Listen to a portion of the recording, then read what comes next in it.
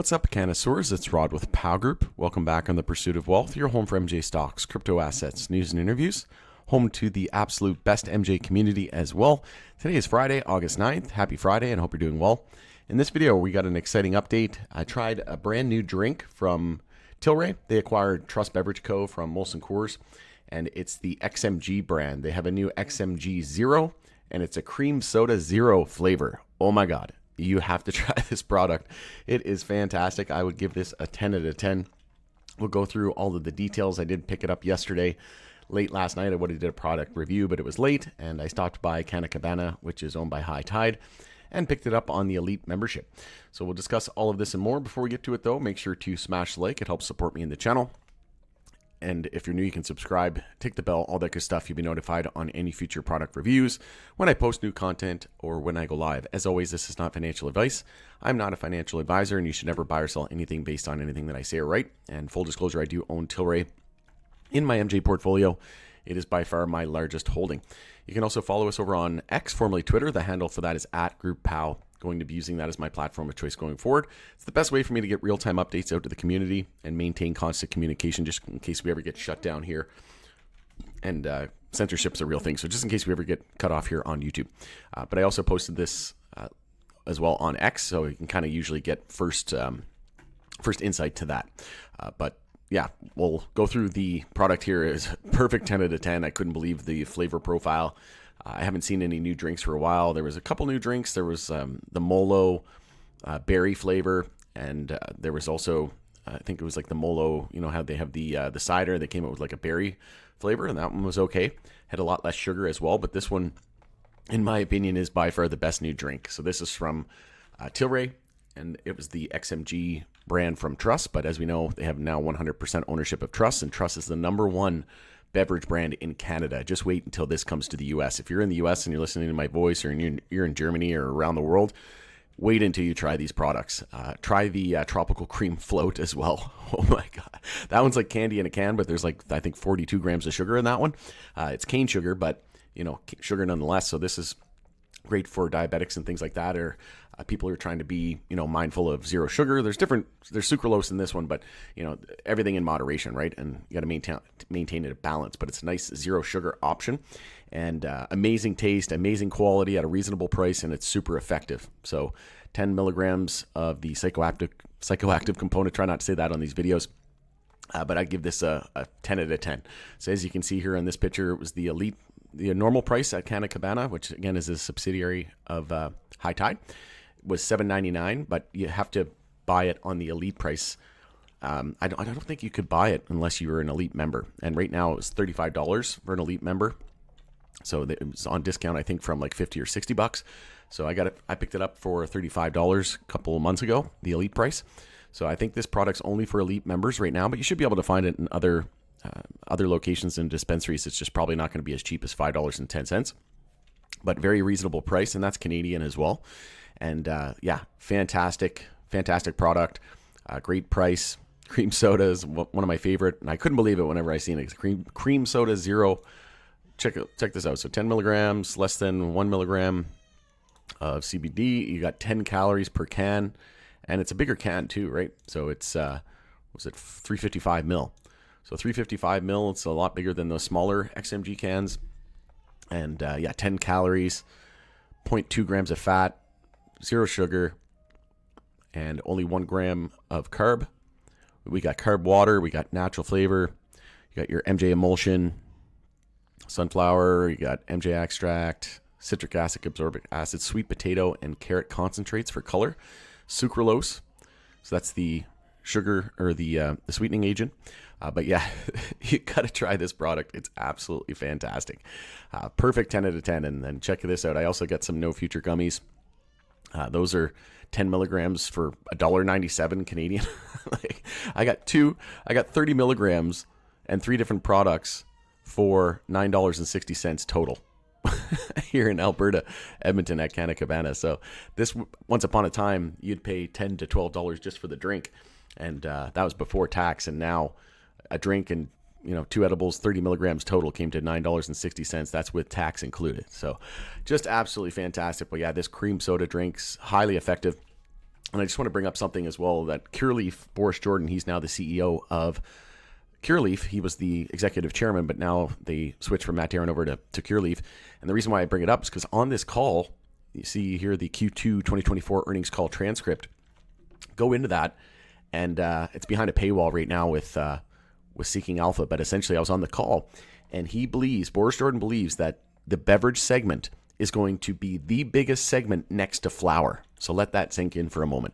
Tilray has the number one brand in the beverage category with Truss, right? And now, like if you go into Canna Cabana, I went in there, like I said, to get this product yesterday, and it's pretty much predominantly like 80 to 90% all Tilray products now in that beverage category. So, and they have, their number 5 craft brewer in the US, and things are just, they've never looked better than they do right now. And, I encourage you to as well, go on to X here, formerly Twitter, scroll down and then just click on this like I just did, and then scroll down and look at the comments. Some people, thanks for sharing, you bet. I can't wait to try some in the USA. I can't wait for people in the USA to try this. Just imagine the amount of, once we start to scale, that's going to improve margins as well. And I was in Colorado, I was in Vegas, I was in, all these different places in the US, and their drinks were absolutely terrible. Like so bad that I couldn't even finish some of them.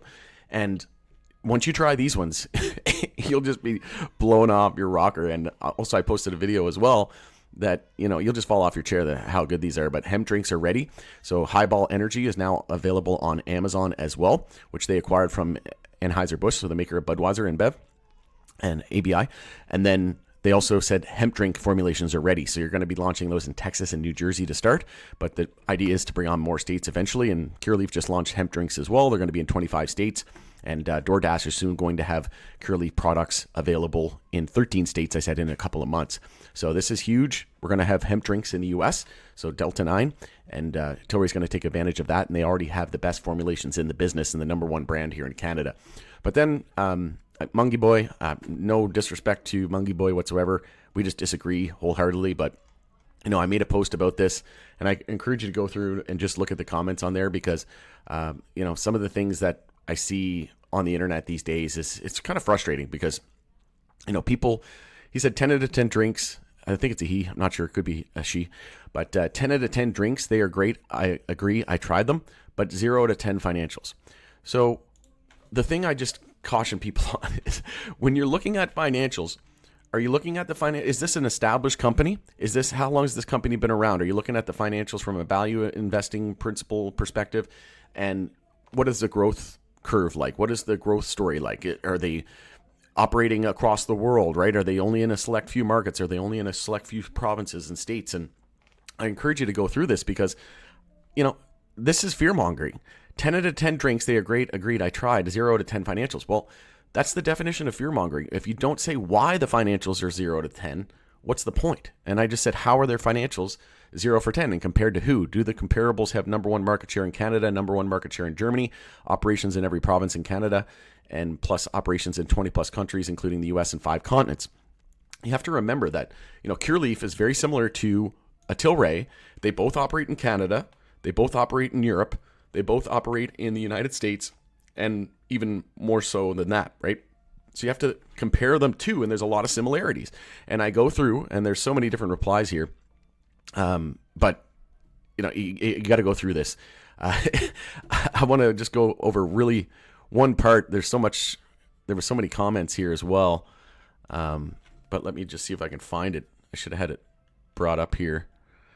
There was a bunch of replies. I don't really like how X does this, but yeah, you got to really dig down into it.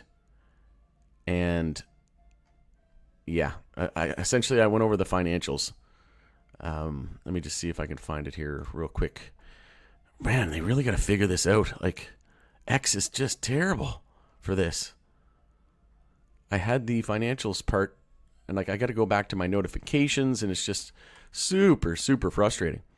If I go down and then somebody say, come on, man, all you're doing is pumping high tide. Tilray will be the largest anyways, despite, I agree, but why do we have to slander one? If you like high tide, obviously, I think this Mungie Boy likes high tide a lot because I see him commenting on high tide all the time and dissing everybody else. But Tilray and high tide are very different. One's a retailer, one's a producer. So they work together. It's a win-win. You want them both to win. So I don't understand the thought process behind that, but let me just see if I can. And now X is starting to act up here. Let me just see here. There's somebody commented as well, and let me just see if I can find it here. 0 answers to my questions. Yeah, so you got to go back, and it's just like, man, it's so hard to find. Like, Elon, come on, get on this. It should just be all in one, easy to find, not have to go through 18 different hoops to get there. But anyway, what I said was, nobody talked about high tide. No, but I did mention high tide in the comments, and you see it in there. And then you just went to slander their financials for no reason and didn't really say. And yes, we know you pump high tide a lot and that you follow high tide a lot. So none of us here are saying that Tilray is better than high tide, or they're both awesome. Like, Tilray could be the number one producer worldwide, and high tide could be the number one retailer worldwide.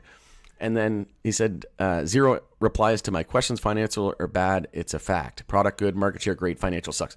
So just think back for a second. Tesla. Before Tesla's profitability was realized, and in like 2017, 2018, all the Wall Street analysts were saying, oh, they're terrible, they're going to go bankrupt, they make less cars in a year than Toyota makes in a month, they'll never be profitable, blah, blah, blah, blah. The value investing principles and the numbers weren't that great. But then the growth story, right? It was the growth potential. So imagine saying that, oh, Tesla's products are good, their market share is great, but their financials sucked in 2017. Without understanding the growth story, right? Wouldn't you want to have the company that has the best products, the best market share, right? The leader in the space. And yes, their financials aren't that great, but like that's the same in all MJ, right? And the ones whose financials are great, they're only selecting a few states to focus on, right? They're not building a global footprint in EU and Canada and around the globe, 5 continents, 20 plus countries, right? So I said increasing revenue, 26% net revenue growth, narrowing losses, on way to positive income from operations, solid cash position, reduced debt by $300 million, just starting to launch hemp Delta 9 products in the USA, so financials don't reflect that. Just received a new license in Germany, which production will increase 5x, and margins are better there, which don't reflect in the current financials. They're also acquiring 9 to 11 MedMen stores, which is not reflected in the current financials. They are also not selling any psychoactive products in the USA yet, which is not reflected in the current financials. The point is, in terms of growth, we're not even close to seeing the full story play out. It's like trying to evaluate Apple or Amazon in the 2000 .com era. This is why value investors missed out, because they couldn't understand where we were going in the growth curve, right? They just look at the numbers and they think, they can't see past their own nose. They don't understand the sector. They don't understand the technology or the growth story or the opportunity. And that's why Warren Buffett missed out on Apple, Amazon, Tesla, etc. Tilray also has CC Pharma with distribution across 13,000 pharmacies and just launched Highball Energy on Amazon. These financials are also factoring in high excise tax in Canada, which should change to a percentage fee at some point, which could add hundreds of millions of dollars to Tilray's bottom line. It's almost pointless to apply value investing principles to a name like Tilray or Curaleaf at this point. As long as they're seeing revenue growth, narrowing losses, improving profitability, and their cash position is good and it's growing, while expanding brands and expanding into new markets, then that is the main thing. Tesla critics used to say it loses way too much money, etc. It would never be profitable, but they didn't understand the future growth potential. They were just looking at the numbers at that point in time without understanding the market properly or knowing where we are versus where we're going. And Tesla wasn't selling illegal Schedule 1 drugs in the US. And guess what? Tesla too almost went bankrupt. Apple almost went bankrupt in 1997 if it wasn't for Microsoft investing $150 million. So the moral of the story is in a high growth industry, it is difficult, right? Not even just in regular industries where, it's not legal at the federal level. It's going to be that much more difficult when it is illegal at the federal level in the US and around the world. But the great thing about that is the growth is even bigger, right? If something is, if some countries in the world are offering the death penalty just for simple possession, and the US is federally Schedule 1 illegal, it's prohibition, whatever. Same thing with alcohol. The opportunity after post-prohibition is exponential, right? And then you get the whole world, right? So it's almost like the growth is amplified that much more, right? And I'm not saying that Tilray is ever going to be a Tesla or an Amazon market cap or anything like that. We might get to $200 billion market cap. We're not going to get anywhere near 2 or 3 plus trillion dollars, right? But 100 to 200 billion market cap should be fairly realistic over the next, call it 10 years plus. So at the end of the day, I encourage you to go through that the whole like super confusing comment. I wish they would make that easier, but I encourage you to go through that. It was a great conversation, and I challenge people's ideas, and like the reason why there's so many similarities between Curaleaf and Tilray is because they're both a very similar business. They're both focusing on international and global footprint. And a lot of these other names in the US are going to go through the same thing, right? And when you're expanding globally, it takes a lot of cash and it takes a lot of CapEx, capital expenditures, right? And they went through a lot of trials and tribulations as well through the Canadian rollout, but a lot of that wasn't only their fault, and they weren't the only one. There's people, companies in the US that are struggling to keep their doors open as well. Look at the price compression in California, etc. There's going to be tons of competition in the U.S., and especially when Canadian producers start selling there. I think of Canopy and Acreage, right, through Canopy USA. So it's going to be a lot of competition and a lot of the same problems in Canada that are going to be in the U.S. as well and around the world. But one thing is for sure, Tilray is poised to be a number 5, I would think, global player when it's all said and done. I would say top 5 for sure, maybe top 3, and maybe even the biggest MJ company globally. But if you've tried these products, let me know. You really got to check out this Cream Soda Zero. It's so good. I'll definitely be picking up a bit more today if they weren't all sold out. Hopefully not. But going to end it there. Happy Friday. Hope you have a great weekend ahead. It's Rod with Power Group. Thanks again for joining us in the Pursuit of Wealth, and we'll see you again on the next one.